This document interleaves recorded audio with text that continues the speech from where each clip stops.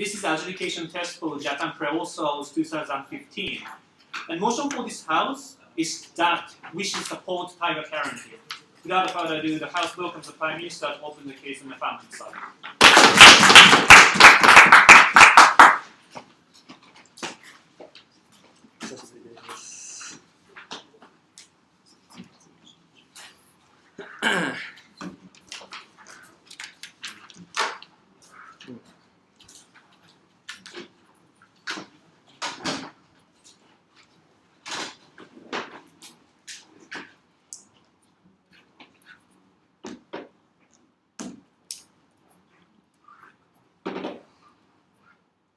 Thank you, ladies and gentlemen.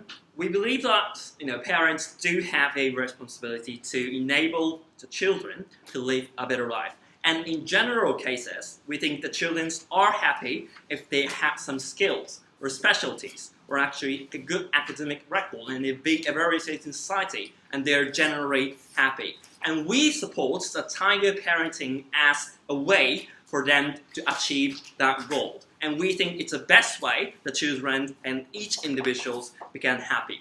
Let me set up this debate.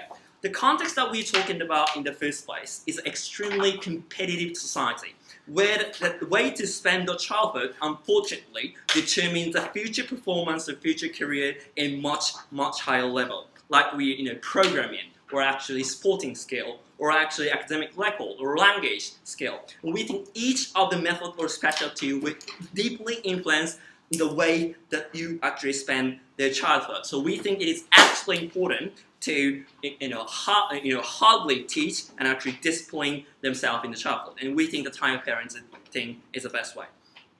What is tiger parenting? We define the tiger parenting as the way that strict parents in disciplining children's behavior and work, and actually based on the goal or actually the agenda that each parent set, and we think the parents should sometimes force them to accomplish their goal, even though it is actually these individual children are actually unwilling to engage in that work.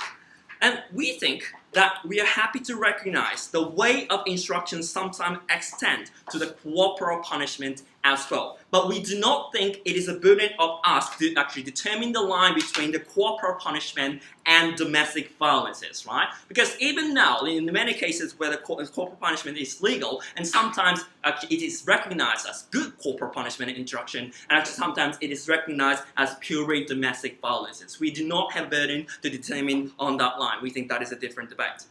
But more importantly, what kind of tiger parents that we are supporting, and we are of course opposing to the domestic violence as well, by the way. What kind of tiger parents and we are supporting?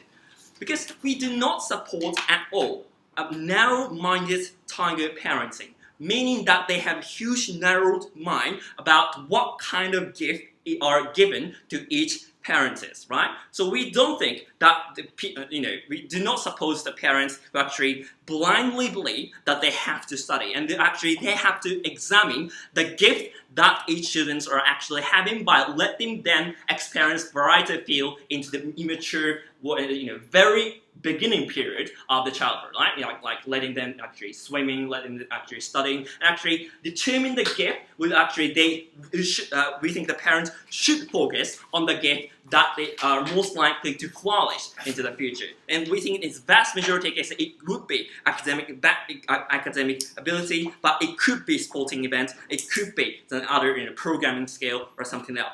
So I'm going to explain 3 points as the Prime Minister. The first I'm going to explain necessity of tiger parenting, and secondly I'm going to explain efficiency of tiger parenting, and thirdly I'm going to explain even if it does not result in investing, why the experience of under the tiger parenting gives actually power for themselves to actually struggle and survive into the future in this harsh society. So firstly, let's talk about necessity of tiger parenting. So we are happy to recognize that this kind, tender parenting that they might support, liberal parents, are good for the children. But we think it's good temporarily for children. We think that it is actually sweet for children, but it results in the bad future in majority of cases. They have to pay for the future if they are under a sweet parent. Because we think that children in the majority of cases cannot discipline themselves. There are two reasons why. The first reason why we think that children cannot discipline themselves to the future is because there's a lack of ability to anticipate the future. We recognize that childhood is the only period that they can invest for themselves, right? Because in the other period, they have to be engaging a lot of work that is unnecessary or actually in the forced manner. And we think that children have no ability to recognize how important that you are in the childhood, right? They actually tend to run out to the games or run out to playing with their friends. And we think that the paternal assist of the parents is especially necessary. And we don't think that tender instruction won't work to discipline the children as well. Like, if the sweet parents say, honey, please study because it is actually important for your future, and we think they do not understand what how these words are important, right? So we think the strict manner is especially important because if the parents take strict manner, they will actually do and engage and actually walk at least, right? And we think that experience is most likely to be important for the future.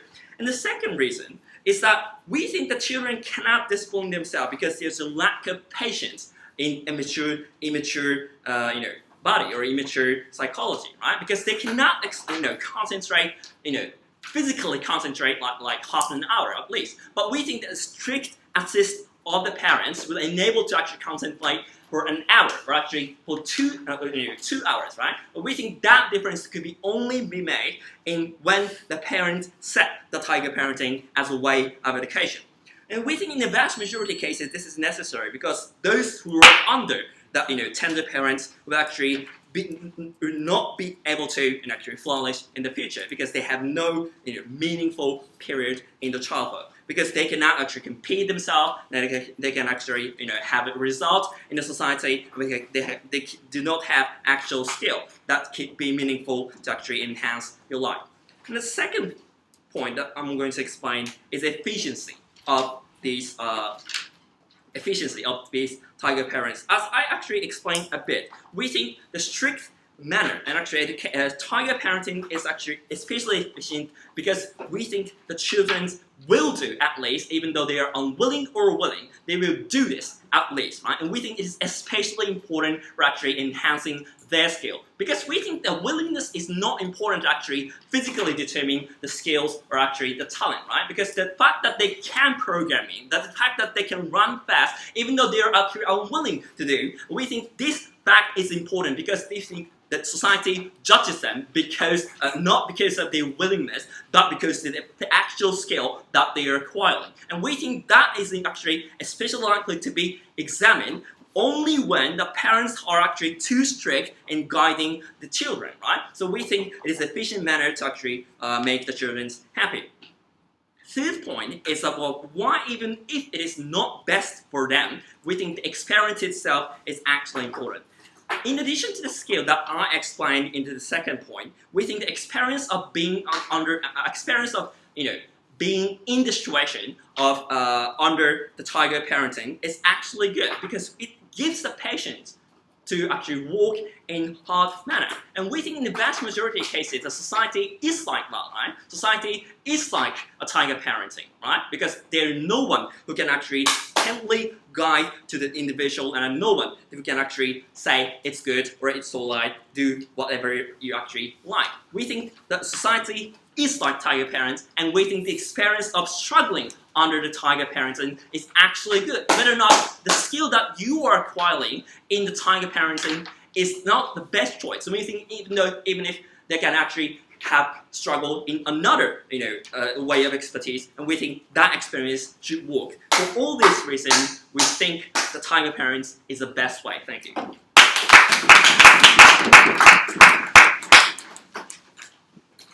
Thank you for your speech. And the House will come to first negative.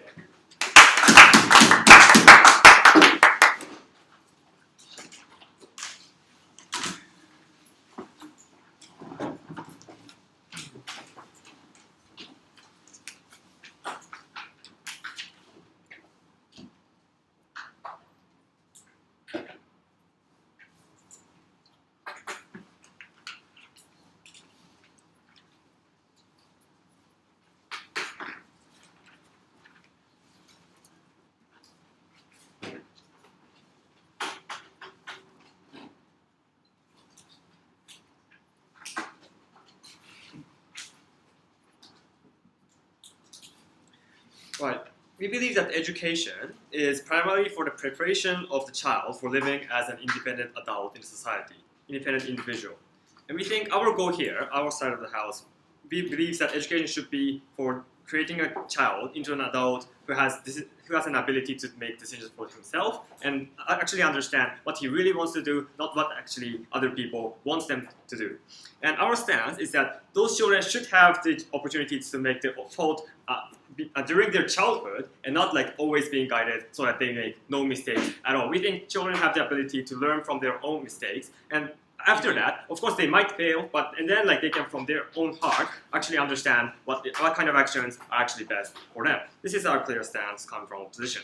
So based on this, I have two arguments. First, I'm going to explain to you the nature of tiger parenting, how it actually deprives the children of their ability to make decisions for themselves, which is very detrimental for them, for their own future. And secondly, I'm going to explain to you the importance of autonomy and explain to you what kind of education we support on our side of the house, which creates a better outcome.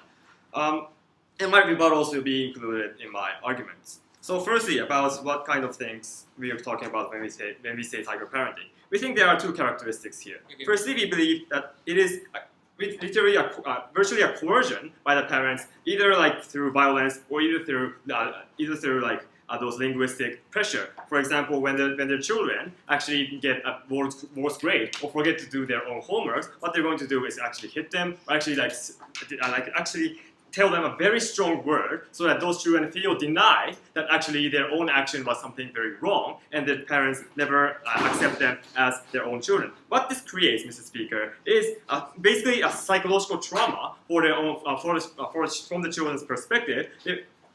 Every time they make any action, they have to fear these kind of like parents scolding them or hitting them or locking up inside their like room so that they will have like these kinds of regrets or so forth, Mr. Speaker. These kind of psychological trauma deters those children from making any kind of challenges that goes beyond from what kind of expectation their parents have. We think these kind of challenges are very, very important because you can never know what kind of things your own potentials. The previous speaker said, well, like their parents are going to see their gifts or so forth. But in order to determine what kind of gifts you have, you actually have to challenge into new roles. For example, playing guitar in a band or playing sports or so forth, Mr. Speaker. These kind of challenges will be deterred in the very first place. We think these autonomous actions are very important.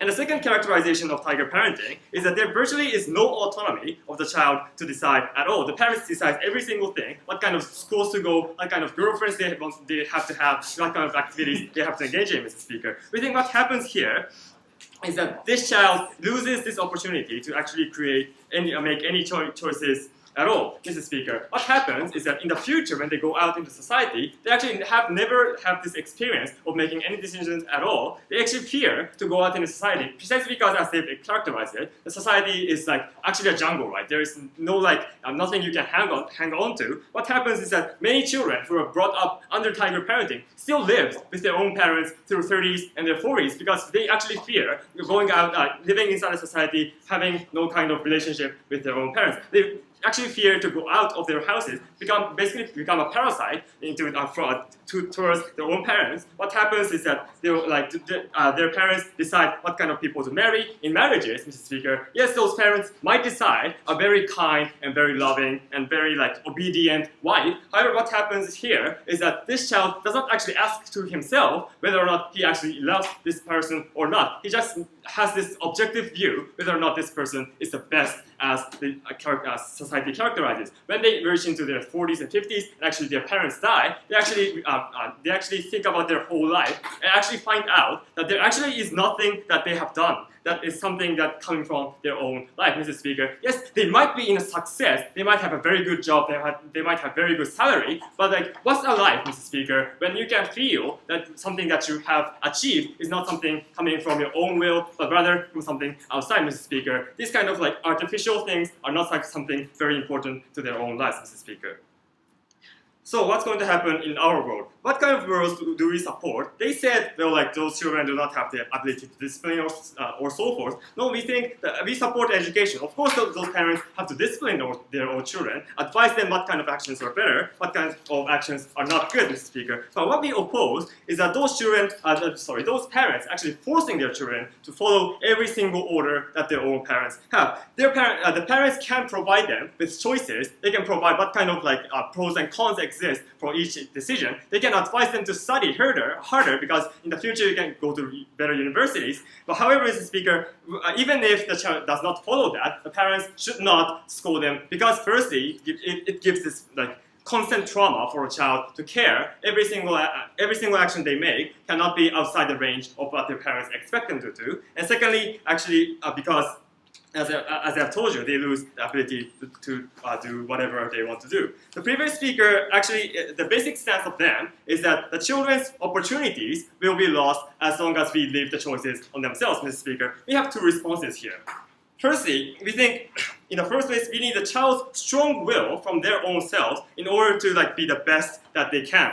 The previous speaker said willingness is not important. We don't think that. We think that of course, there are children that can get good grades in university examinations or so forth, but what actually happens is that they do not understand the joy of actually having this intellectual joy of learning or studying philosophy or studying law or so forth, Mr. Speaker. They just are good at getting good scores, Mr. Speaker. We don't think this is something very intrinsic or in the original goal of those education. We don't think just getting good scores are good in the first place.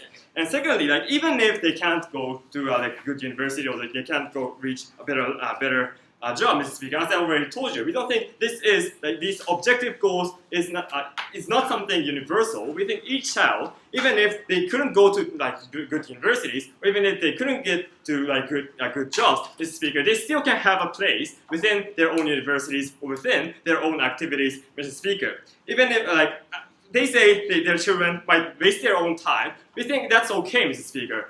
When they waste their own time, what happens in the future is that we see many people becoming adults actually getting back to university precisely because they feel that they themselves wasted their own time at the university when they're 20 years old, Mr. Speaker. We think precisely when that happens, this person actually realizes the importance of learning at university or realizing the joy of learning new things for himself, Mr. Speaker. In their world, what's going to happen is that, yes, they have gotten good grades in education, but they never felt the joy of learning or so forth. We think that is not that may be that may be an objectively successful life, but we don't think that's a meaningful life that we want to achieve on our side of the house. So, conclusion. We believe, first, the government side's model of education deprives the children of ability to make decisions for themselves, which makes them basically a parasite for their parents and having this meaningless life. In our world, we think the children can have the ability to decide things for themselves, which provides them of a meaningful life when they actually look back to their own life. We think this is why we oppose this proposal.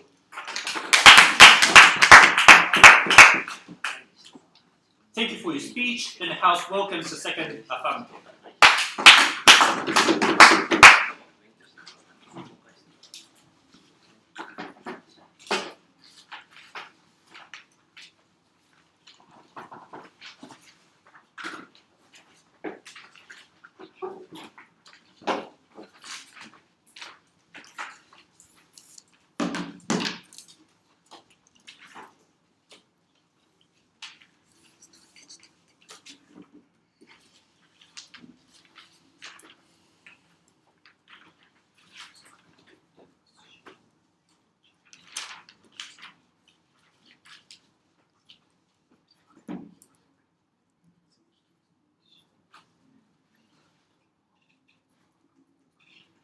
Thank you, Mr. Speaker. We do not think that all children can successfully find their way. We do not think that they are smart enough to find their way. We think that parents need to guide these children, and we think that they have a right to choose which parenting style is better, and we think that is why we are proposed.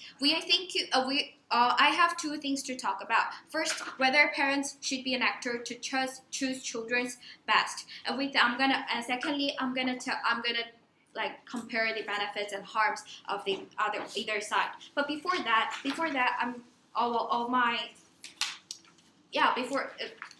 rebuttals are included. So moving on to my first argument, whether parents should be an actor to choose children's best.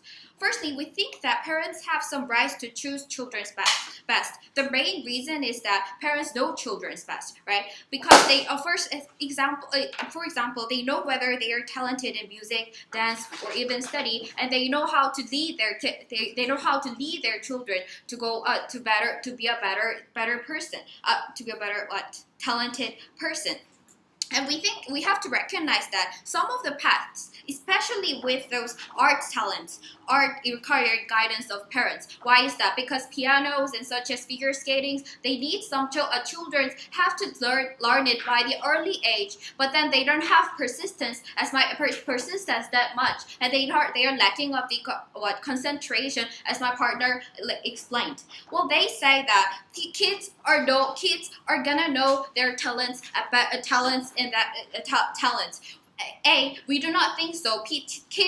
Kids, especially in the early age, they do not know the talents. Probably even like elementary school students, they want to be a robot or they want to be a police car. They don't know their talents. We think that, and also even if they know their talents, it is too late for them. For example, as I told you, especially on the art talent, they need from the very early. They need a guidance from the very early stage. But whenever they recognize, probably in the middle school age, it is too late to join in the circle of figure skating or join in the circle of arts, and it is too late for them to learn the potential of it. And secondly, even if they know that, even if they found out their potential and they want to join in, at the end they need parents' guidance. Why is that? Because they need parents' economic power. They need parents. They need parents to be joining support for them to join to the tournament. And we think that in that sense, parents should instruct their children. And we think that tiger parenting is necessary. Secondly, we think that whether parents should be an actor to choose the way of parenting. That is our fundamental point. We do not think that parents are gonna feel happy by tiger parenting using corporal punishment. They feel the same agony as their children, but they think that it is best way to instruct their children. Why is that? Because they know their children's personality. Some of the children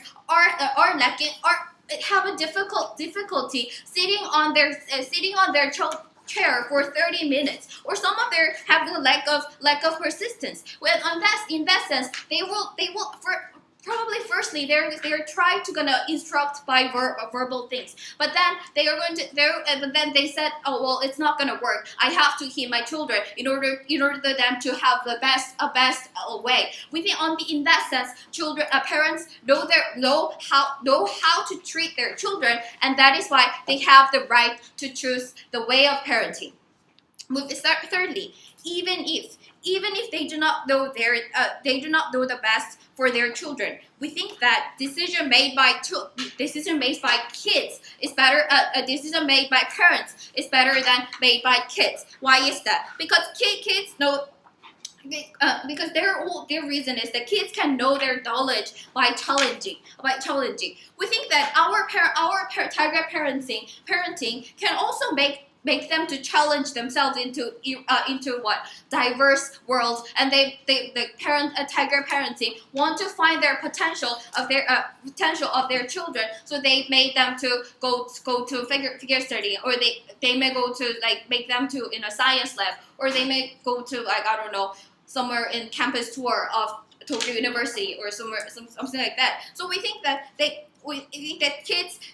It is better, and also parents have the economic power, so they have much more power to make them to challenge them to in diverse worlds. For in that sense, we think that parents parents make them to challenge in different worlds. So moving on to my third point, benefit versus harm. So their main harms was that firstly, it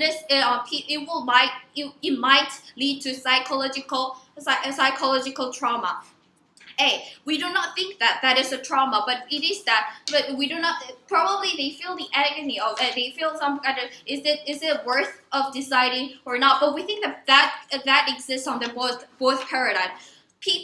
Children who make their decisions, they feel some kind of anxiety of choosing the future path. On the other hand, people who were treated by their parents will feel the anxiety same as well. It doesn't change at all. Secondly, even if there is a trauma, it is very rare case. We do not think that is like tiger parenting is same as the domestic violence. They ultimately children are gonna know that parents are treating me like because they love me. They want me to become a best actor. That is why they treat me like that. In that sense, when it comes to understand the intent of parents, they will not feel the traumatic psychological trauma. Moving on to also, they say that they are lacking of the joy of choosing the path. We do not think so.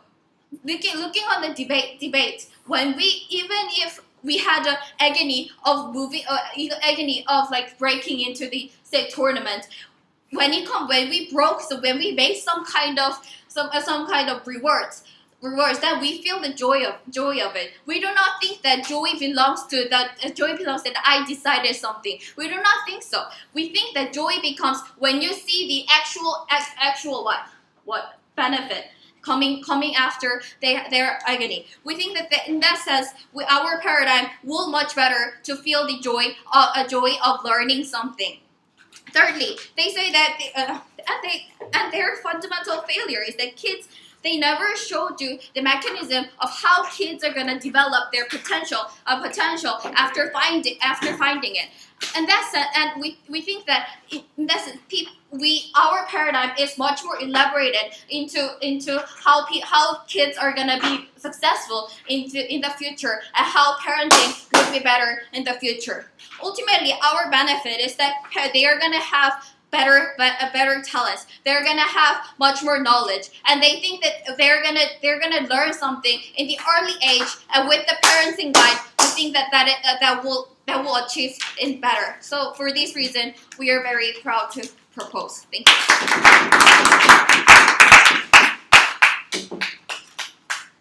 Thank you for your speech. Then the House welcomes the second negative.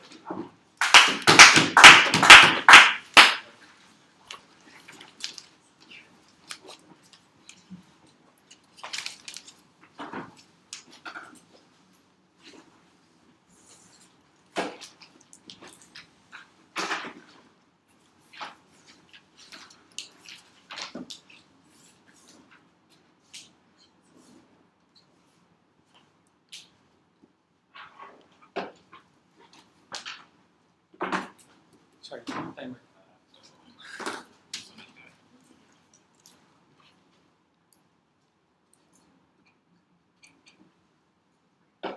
The debate today, Mr. Chair, is a question of whether or not the debate is not whether or not parents are enabler of choices. That is precisely the debate which the side of the House wants to push in today's House.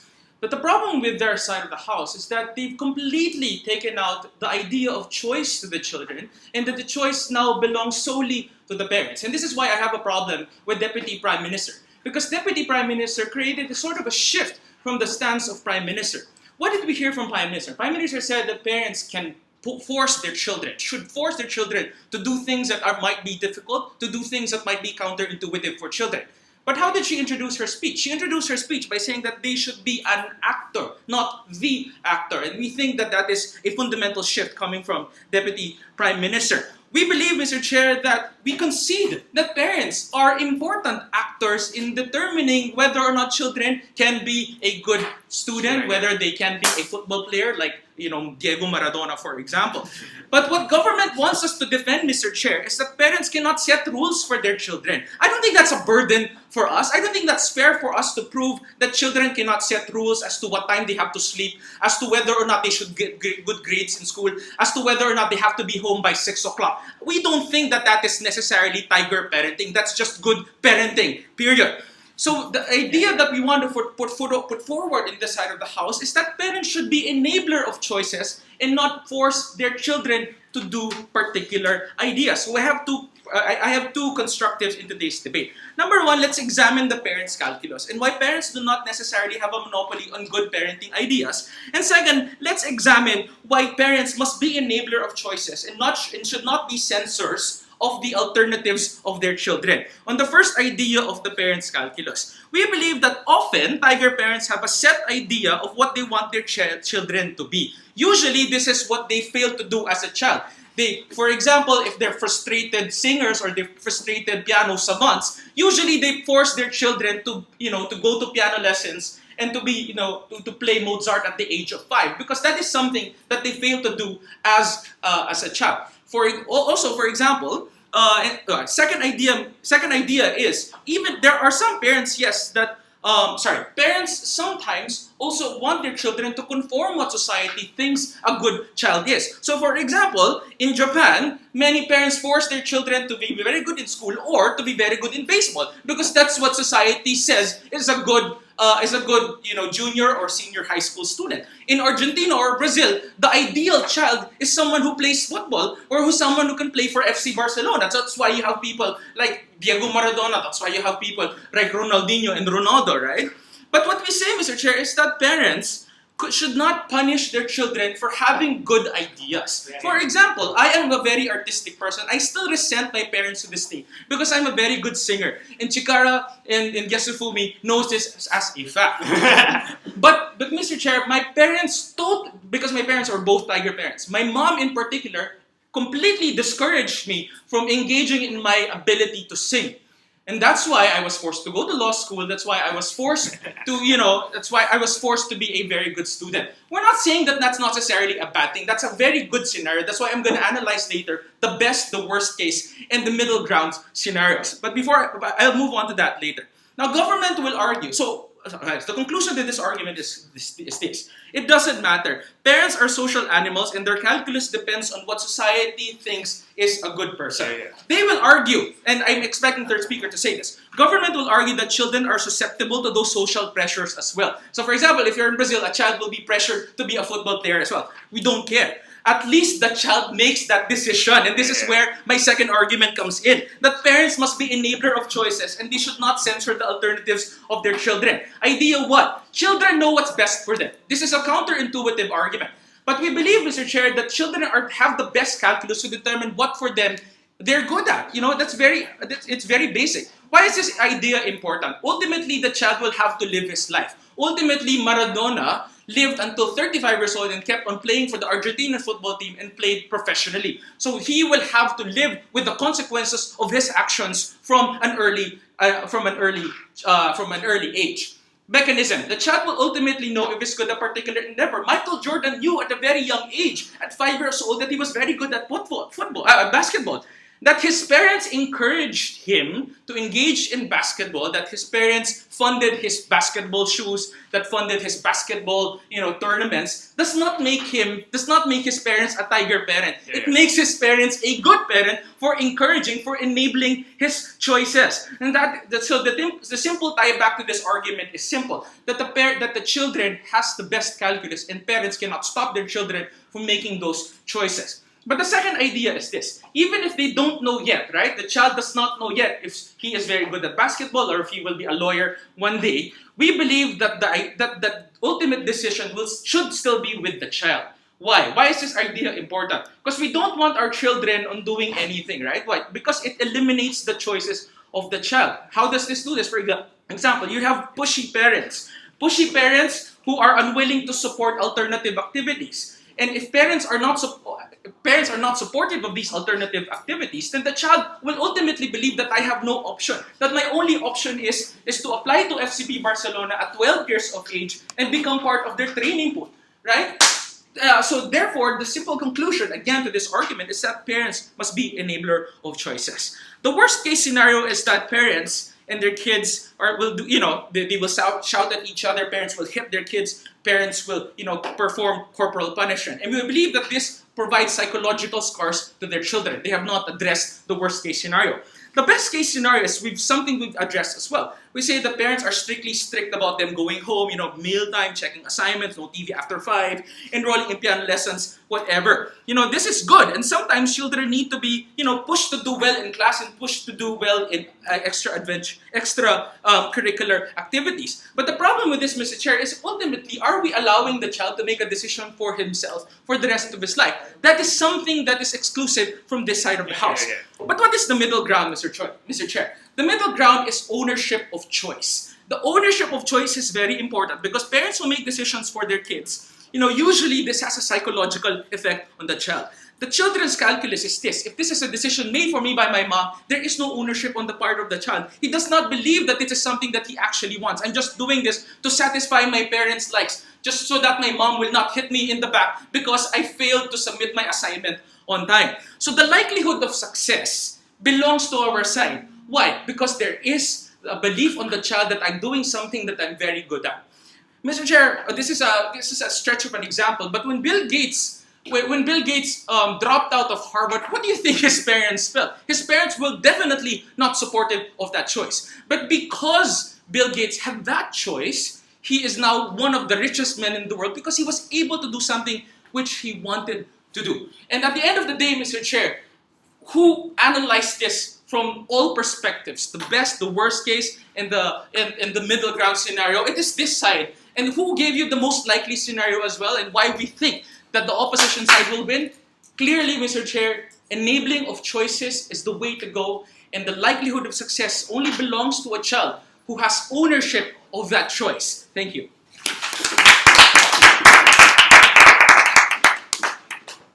Thank you for your speech. In the House, welcome to Sada Famti from the Famti side.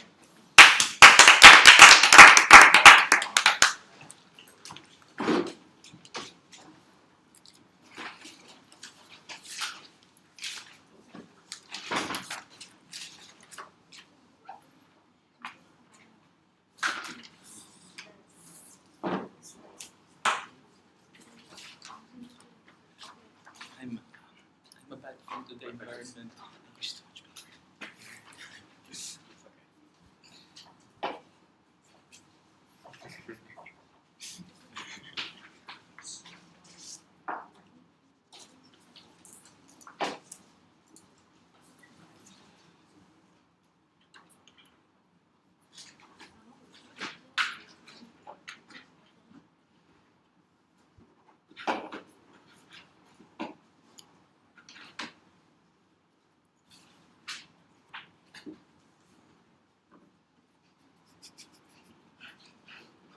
Thank you, Mr. Speaker. So the scenario that they support on their side of the house is like, first of all, like children somehow like strongly is incentivized to challenge to a certain thing, and then like opts into that very harshly, and eventually becomes a successor in society. But we have many we believe that there are many crucial failures in this really one line of logic.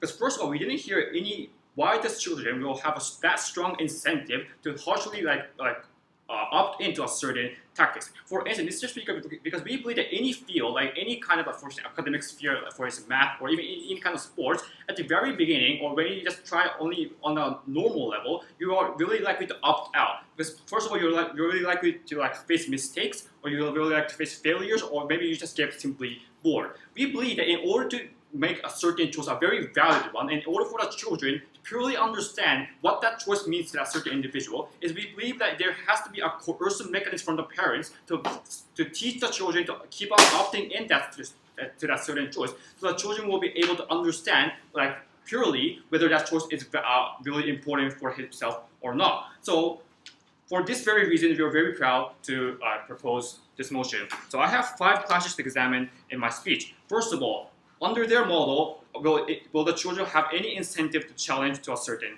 tactics? Second of all, even if they do have an incentive to challenge, will they like, is this kind of trauma is something avoidable on their side? Because they say that our policy is going to fail because there's going to be some kind of trauma, but we believe that trauma is likely to exist in either paradigm. Third of all, even if that kind of trauma is something something that is exclusive on our side of the house, if this choice to challenge is something that is exclusive to that side of the house, we believe that choice to challenge for the children is also existing on our side of the house, and thus we don't believe it's important. Fourth of all, we believe that and fourth of all, I'm going to talk about why, even if this choice of challenge was exclusive on that side of the house, I'm going to talk about why this decision to make your own on your own is not something important in this debate. We believe, so the only harm coming from that side of the house is that when the children is not being able to make their own decision, the children is, for instance, we enter the university for some kind of reason, or they want to regret their choice. But we don't think this regret or that re-entering the university is something harmful to that children's life. And we rather believe that choice was made because they had experienced tiger parenting. We believe that it is a valid way of living. So moving on to the first issue about challenges. They say that children, when they are a child, they are likely to opt in to certain choices, and they are likely to try hard. But I have two responses here. First of all, we don't believe that children do have an incentive to try hard to begin with. Why? Because we believe that children are actors who usually get bored with like certain harsh tasks or when they face some sort of failures. For instance, even if the children wants to be a soccer player and they enter a soccer club, maybe the first month or maybe like the first half of the year they might enjoy it, but gradually they recognize that they are failing in a certain activity because the other children are much more superior to yourself, and you're not evaluated in the soccer club. In that specific occasion, we believe that children are likely to opt after a certain choice before they engage further, so that they can make their ability they can increase their ability much more. So first of all, we believe that children do not have an incentive to challenge further, so that they can make a valid choice to begin with. But second of all, we also believe that children do. But second of all, Mr. Speaker, even if the children are likely to opt into the certain choices, we don't understand why this choice is going to be something very valuable in the future of the children to begin with. They said that the parents are going to force some kind of social value that is valued in the society. But we don't think it's something problematic to begin with. If the society values people like through arts, parent academic career, the other way is as a matter of possibility. As a matter of possibility, it's much more beneficial for that child to go to a good high school and go to a good university, because then he will be evaluated in the society as a really good individual, rather than opting into very minor issues in the society based on his own will. So given that their first assumption fails in this issue, we believe that they face to begin with. But second of all, even if there were some strong challenges, is there any this traumatic problem? They say that when parents force children to opt into certain choice, they face trauma because the parents are going to keep on beating them. I have three responses here. First of all, we believe that this trauma can be minimized even under our paradigm. We do concede that children are going to hit the children, or they go to school. We do concede that parents are going to hit the children or scold the children as well. But we also believe that parents are going to have give a certain amount of mental support to the children as well. Because for instance, when they recognize the children is crying after scolding for 1 hour, they can say, "You can try. I will give you another chance," or you can still keep keep on trying hard, or give some kind of reward, give you some kind of reward for trying hard in exchange. We believe that this kind of mechanism can also occur even if the parents are coercive to the children, even if some kind of mental pain are given. But second of all, even if some kind of trauma do exist, we believe that it also exists under their paradigm as well. Because even under their paradigm, for instance, the children are going to make mistakes, and they're going to make mistakes on a mistake in the choices that they very chose. For instance, they joined the soccer club, but they fail. So they feel that I've never qualified to become a soccer player in my future, because they feel that the choices that they're making on their own is rather pernicious to them. We believe that is something much more harsher. But third one, Mr. Speaker, we also believe that especially in the competitive society, it's really likely that you are likely to face some kind of mental pressure or mental pain in the very future when you enter your 20s, when you enter your 30s. So given that, Mr. Speaker, we rather believe that facing a mental pain is rather beneficial for a certain child. So in order to so that they will at least be able to gain the ability to bear a certain pain, so that they can prepare for their own future.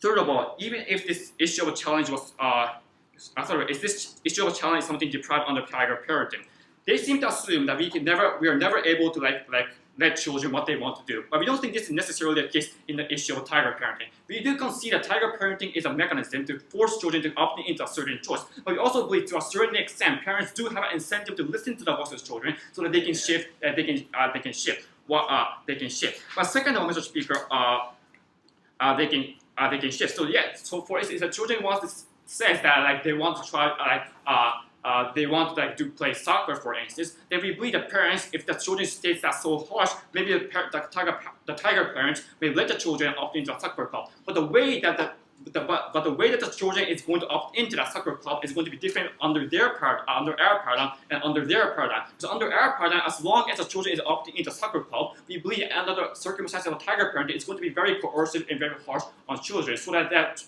the children will keep on trying hard in the soccer club. But under their model, it's going to be only encouraging the children. So if the children feels like opting out from that soccer club, they would opt out.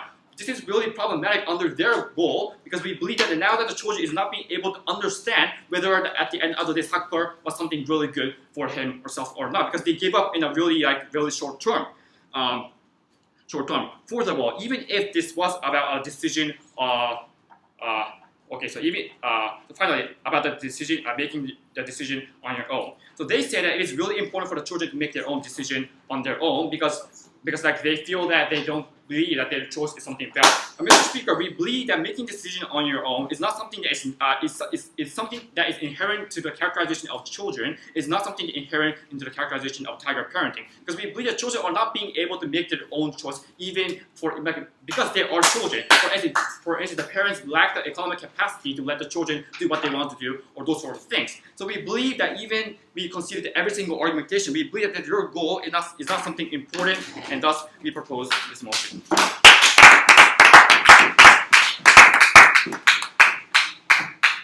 Thank you for your speech, and the House welcomes last speaker from the negative.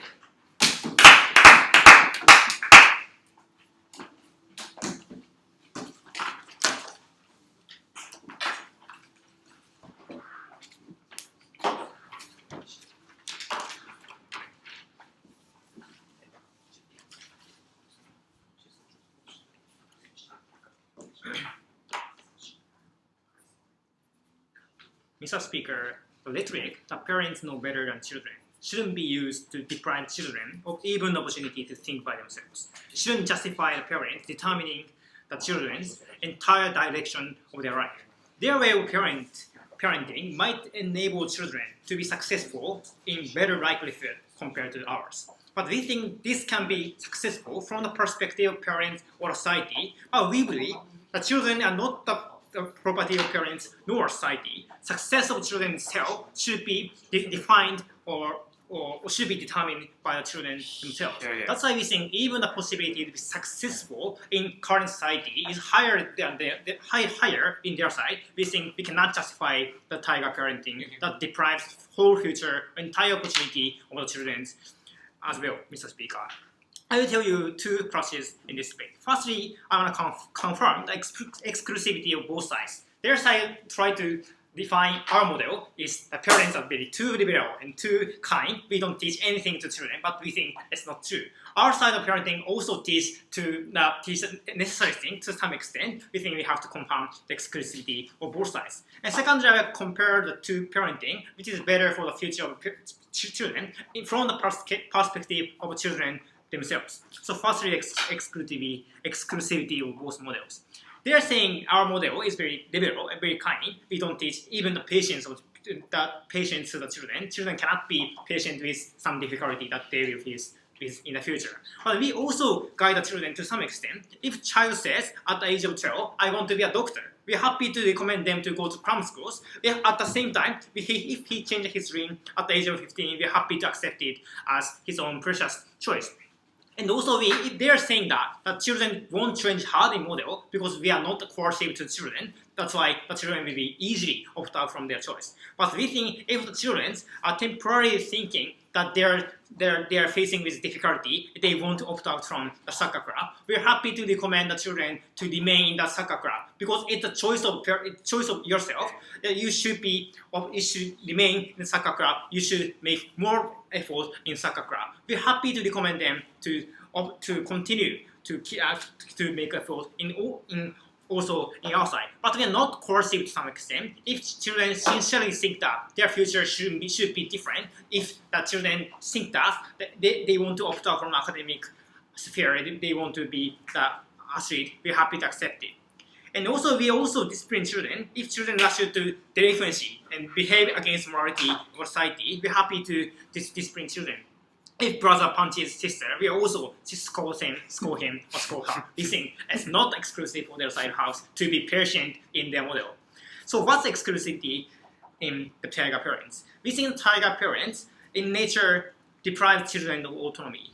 At first affirmative stage, the soft model, tiger parents also consider the chances for children to be athlete or to be artistic. But we think their model cannot do that because their speakers by their own compromise that the society values the academic skill or society values the rich, society values the people who are well educated in the university. But we think if the parents follow that value, the parents cannot decide the children to be artistic, to be athletic. We think that kind of thing never happens in their side of the house. We are side of the house exclusively admit the children's choice to be artistic if children want that, and we think it's the best choice for children to. In sometimes we think that's good. They say that many tiger parents actually educate the piano to children because it's highly respected in society. That's why parents teach piano to children. But if the parents, if children say, I want to be guitarist, it will be denied by the parents because it's not so respected in society. They think that parents and society defines the direction of children. We think that's the bad thing in tiger parenting. We admit their side of parenting is efficient to some extent, but we think because it doesn't take time to listen to children. They don't have to think so much about the future or the infinite possibility of the children. They can only say to children, you have to study, you have to go to university. It's very simple, but it's very efficient. But we don't think it's effective for the children from the perspective of children themselves. They want to be other person. They want to be another kind of jobs. We think that kind of thing cannot be realized by their model. So secondly, how each side of parenting is working. They say like the choice that their side of the house at least can protect the choice that society values. For example, academically good, academically superior compared to the many children. But we think it's not so good for the many children as well. Maybe the many children or also many people actually in the room think that you are very good when you are in the University of Tokyo, you are in a very good university. But for some children, for many children, it's not the best future for themselves. But many children actually think that they wanted to be soccer player, they wanted to be artistic, but that kind of choice is denied by the parents. We think it's not so reversible. It's irreversible if you want to be soccer player, if you want to be guitarist. It cannot be done in a model. Even though children know the best future for themselves after they are grown up and after they become 20 years old, it's too late for children to be that. But their case, that's why we think the children's choice is not so good, even though society values it. And their case is value neutral at best because in their model, children's success can be recognized only by the parents. If children ultimately recognize their life is successful as well after they are grown up, and they also think they are good in the University of Tokyo, it's best case for their side of house. Children with maybe in that kind of scenario, children will appreciate the tiger parenting like Babuchi-kun. But we have to recognize behind these successful cases, many children actually hate parents and neglect the childhood because they wanted another life which was censored by the parents. Yeah. They were punished sometimes by corporal punishment because they were not good children in the childhood. within the worst case of tiger parenting, destroy the future of children irreversibly from the perspective of the trauma, from the perspective of from perspective of the future. They say that trauma is not so happening because and also they can cheer up the children after they are so tired, we think they're tired, maybe they are cheered up by parents. But we think that kind of caring the mental stability of children is better in outside of house. Even though children are tired in the model, children continuously say you have to study more. You have to study more. That's why. That's because you can get better score in the next time. But our side of the house can say that children, you have better choices. You have the better future by opting out from academic ability. You have to think about by themselves about your future.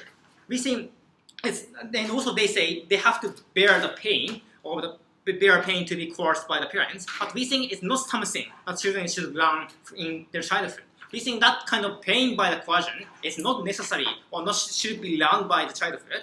Maybe pain to do hard work should be learned by the parents, shouldn't be learned for the children. But we think it's not exclusive for their model. We also recommend the children to do hard work to actually recognize the dream by their own, Mr. Speaker. In those reasons, they are very proud. Thank you for your speech. Then the House welcomes the reply speaker on the negative.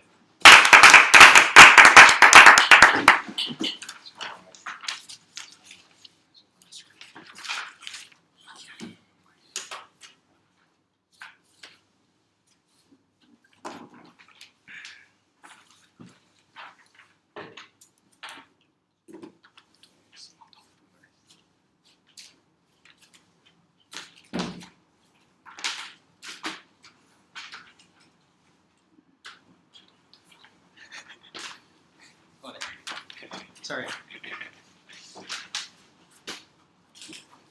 I'll do this reply speech on two levels. Number one, let's talk about technical issues, and two, let's talk about the substantives in this debate today.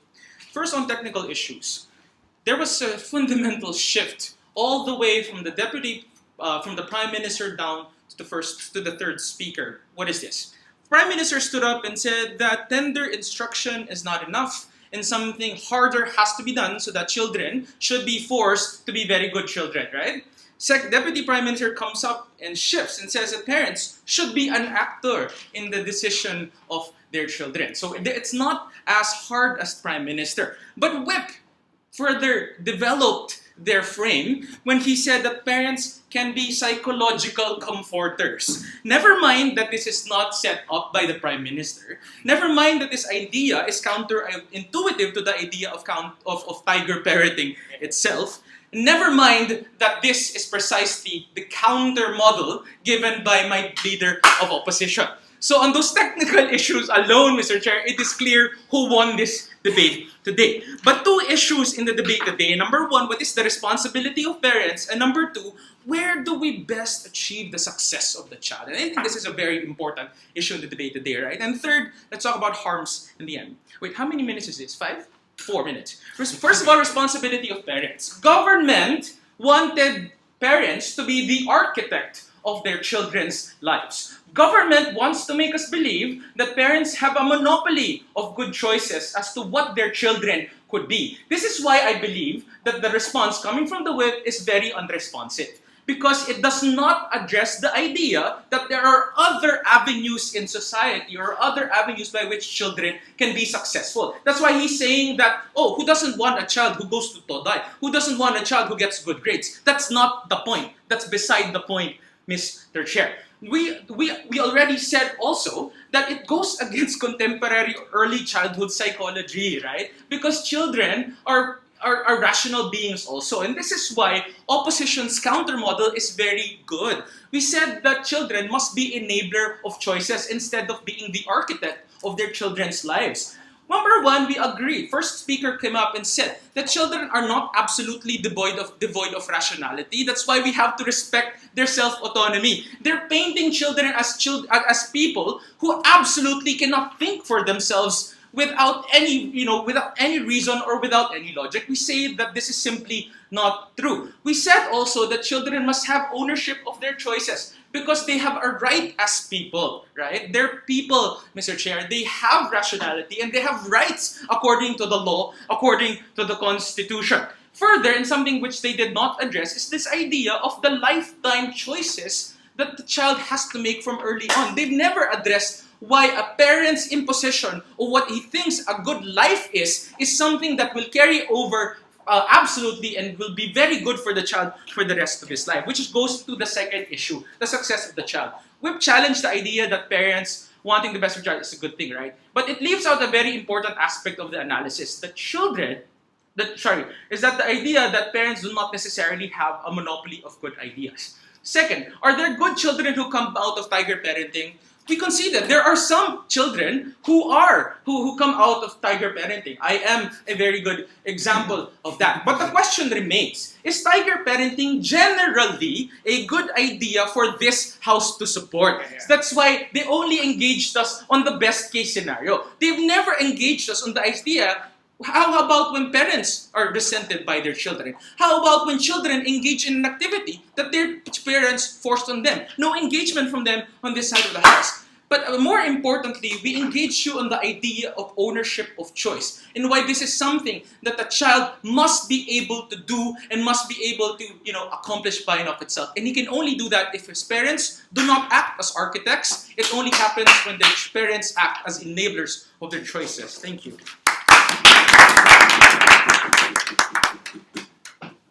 Thank you for your speech. In the House welcomes the Prime Speaker from the affirmative side.